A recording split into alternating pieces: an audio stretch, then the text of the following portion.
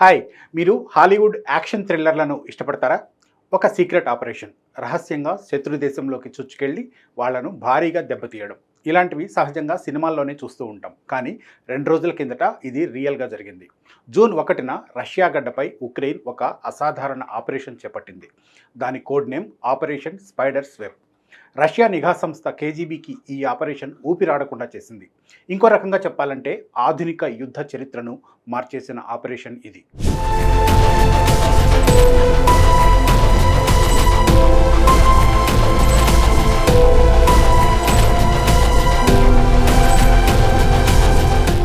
ఒక్కసారి ఊహించుకోండి. ఒక చీకటి గదిలో ఉక్రెయిన్ టాప్ గూఢచారులు, ఎస్బీయు అధికారులు సమావేశమయ్యారు. ఒక ప్లాన్ గురించి చర్చిస్తున్నారు. రష్యాకు చెందిన అత్యంత శక్తివంతమైన వైమానిక స్థావరాలను టార్గెట్ చేయడం వాళ్ళ లక్ష్యం. కానీ ఇది సాధారణ దాడి కాదు. రష్యా గడ్డపై నుంచే వాళ్లను దెబ్బ కొట్టాలి. ఈ ఆలోచనే ఆశ్చర్యకరంగా ఉంది కదూ. కానీ ఉక్రెయిన్ దీన్ని నిజం చేసింది. ఈ ఆపరేషన్కు ఉక్రెయిన్ అధ్యక్షుడు జెలెన్స్కీ స్వయంగా నాయకత్వం వహించారు. 18 నెలల పాటు రష్యా నిఘా సంస్థ కేజీబీకి చిక్కకుండా పక్కాగా ప్లాన్ చేశారు. ఇది చాలా రిస్క్తో కూడుకున్న ఆపరేషన్. పొరపాటున ఈ ఆపరేషన్ గురించి రష్యాకు తెలిస్తే ఉక్రెయిన్ సర్వనాశనం అవుతుంది. భారీ నష్టం సంభవించేది. కానీ ఉక్రెయిన్ ఈ అసాధ్యాన్ని సుసాధ్యం చేసింది. రష్యన్ అడవుల్లో రాత్రిపూట కొన్ని ట్రక్కులు తిష్టవేశాయి. పైకి చూడడానికి ఇవి సాధారణ కంటైనర్లు. కానీ వాటిలో 117 ఎఫ్పివి డ్రోన్లు దాగి ఉన్నాయి. ఇవి చాలా చిన్నవి, కానీ అవి రష్యాకు చెందిన అత్యంత శక్తివంతమైన యుద్ధ విమానాలను నాశనం చేయగలవు. ఈ కంటైనర్లు రిమోట్ కంట్రోల్ ద్వారా తెరుచుకునేలా డిజైన్ చేశారు. ఒక్క బటన్ నొక్కితే చాలు, కంటైనర్లలోని డ్రోన్లు ఆకాశంలోకి ఎగురుతాయి, తమ టార్గెట్ వైపు దూసుకెళ్తాయి. ఈ డ్రోన్లను ఉక్రెయిన్ నుంచి రష్యా భూభాగంలోకి తీసుకెళ్లడం అంత ఈజీ కాదు. రష్యన్ సరిహద్దులను, వాళ్ల గూఢచార వ్యవస్థలను, సైనిక తనిఖీలను దాటి ఇవి రష్యాలోకి అడుగుపెట్టాయి. దీన్ని బట్టి ఉక్రెయిన్ ఎంత పకడ్బందీగా దీన్ని చేపట్టిందో అర్థం చేసుకోవచ్చు. అంతేకాదు, ఇలా రష్యాలోకి వెళ్లిన డ్రోన్లను ఆ దేశ వైమానిక స్థావరాల సమీపంలోనే మోహరించింది. ఇది చూడ్డానికి డిటెక్టివ్ సినిమాలాగా అనిపించవచ్చు, కానీ ఇది నిజం. ఉక్రెయిన్ ధైర్యానికి, టెక్నాలజీకి, వ్యూహాత్మకతకు ఈ ఆపరేషన్ ఒక నిదర్శనం. జూన్ 1 ఆదివారం రాత్రి రష్యన్ ఎయిర్ బేస్లన్నీ నిశ్శబ్దంగా ఉన్నాయి. సైనికులు తమ రొటీన్ పనుల్లో నిమగ్నమై ఉన్నారు. కానీ ఒక్కసారిగా ఆకాశం నుంచి డ్రోన్ల సమూహం దాడి చేసింది. ఈ డ్రోన్లలో అమర్చిన కెమెరాలు రష్యన్ మొబైల్ నెట్వర్క్లను వాడుకుని లైవ్ ఫీల్డ్లను ఉక్రెయిన్ ఆపరేటర్లకు పంపించాయి. ఉక్రెయిన్ అధికారుల ఆదేశాలను డ్రోన్లు పక్కాగా అమలు చేశాయి.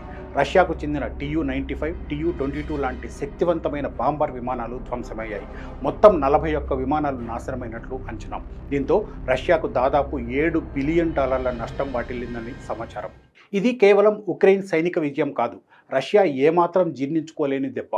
రష్యా గడ్డపైనే తిష్టవేసి వాళ్ళ సొంత నెట్వర్క్నే ఉపయోగించుకొని వాళ్లపైనే దాడి చేయడం అంటే మామూలు విషయం కాదు. దీని ద్వారా రష్యాకు ఉక్రెయిన్ ఒక పెద్ద సందేశం పంపించింది. మీ ఇంట్లోనే తిష్టవేసి మిమ్మల్ని మట్టు పెట్టగలమని హెచ్చరించింది. మరోలా చెప్పాలంటే ఈ ఆపరేషన్ ఆధునిక యుద్ధ నియమాలను మార్చేసింది. ఒకప్పుడు యుద్ధం అంటే ట్యాంకులు, ఫైటర్ జెట్లు, భారీ సైన్యాలు. కానీ ఇప్పుడు ఒక చిన్న డ్రోన్ యుద్ధ ఆయుధమైంది. పెళ్లిళ్లలో ఎగరేసే ఫైర్ క్రాకర్ సైజులో ఉండే డ్రోన్లు రష్యా లాంటి అగ్ర సామ్రాజ్యాన్ని గడగడలాడించాయి. ఉక్రెయిన్ ఉపయోగించిన ఎఫ్పివి డ్రోన్లు చాలా చిన్నవి, కానీ అత్యంత శక్తివంతమైనవి. అవి రష్యా ఎలక్ట్రానిక్ జామింగ్ను తప్పించుకోగలవు, భారీ పేలుడు పదార్థాలను మోసుకెళ్లగలవు. రష్యాపై ఉక్రెయిన్ చేసిన ఈ డ్రోన్ల దాడి అనేక ప్రశ్నలను లేవనెత్తింది. ముఖ్యంగా రష్యా నిస్సహాయతను ప్రపంచానికి చాటి చెప్పింది. అదే సమయంలో ఉక్రెయిన్ తన సత్తా ఏంటో చాటింది. శత్రు భూభాగంలోకి చొచ్చుకెళ్లి దాడి చేయగలిగే సామర్థ్యం తమకు ఉందని ఉక్రెయిన్ నిరూపించింది.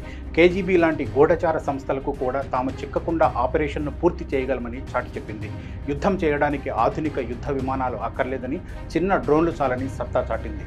అన్నిటికీ మించి రష్యా సొంత మౌలిక సదుపాయాలను వారిపైనే ఆయుధంగా మార్చడం ద్వారా వాళ్లపై పైచేయి సాధించింది. అతి తక్కువ ఖర్చుతో అత్యంత భారీ నష్టం కలిగించగలమని నిరూపించింది. రష్యా ఈ దాడిని అస్సలు ఊహించలేదు. ఎయిర్ బేస్లలో సిబ్బంది గందరగోళంలో ఉండగా ఆకాశంలో పేలుళ్లు కనిపించాయి. క్రెమ్లిన్ ఈ దాడిని మొదట ఒప్పుకోలేదు. కానీ సైనిక బ్లాగర్లు రష్యాకు జరిగిన నష్టాన్ని నిర్ధారించారు. రష్యా ఇంకా షాక్లోనే ఉందని ఓ బ్లాగర్ అభిప్రాయపడ్డారు. అయితే రష్యా దీన్ని ప్రతిష్టాత్మకంగా తీసుకుంది. తిరిగి దెబ్బతీసేందుకు సిద్ధమవుతుంది. ఈసారి ఉక్రెయిన్పై రష్యా దాడి మరింత భీకరంగా ఉండొచ్చు. కానీ ఉక్రెయిన్కు ఈ విషయం తెలుసు. తాము ఈ పని చేస్తే రష్యా తమపై తిరిగి దాడి చేస్తుందని తెలుసు. అందుకే ఉక్రెయిన్ కూడా దాన్ని ఎదుర్కొనేందుకు సిద్ధంగా ఉంది. రష్యాపై ఉక్రెయిన్ దాడి శాంతి చర్చలపై నీలినీడలో కమ్ముకునేలా చేసింది. ఇస్తాంబుల్లో రెండో విడత శాంతి చర్చలకు సిద్ధమవుతున్న తరుణంలో ఈ దాడి జరిగింది.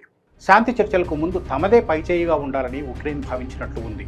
రష్యాకు తాము ఏమాత్రం తీసిపోమని జెలెన్స్కీ సందేశం పంపించాలనుకున్నారు. మరోవైపు తాము శాంతి చర్చలకు సిద్ధమేనని ప్రకటించారు. తద్వారా శాంతి చర్చల్లో తమ మాట నెగ్గాలని భావిస్తున్నారు. అయితే ఈ దాడి తర్వాత రష్యా శాంతి చర్చలకు ఏమాత్రం సుముఖంగా ఉండకపోవచ్చు. మొత్తానికి ఈ ఆపరేషన్ స్పైడర్స్ వెబ్ భవిష్యత్ యుద్ధాలు ఎలా ఉంటాయో రుచి చూపించింది.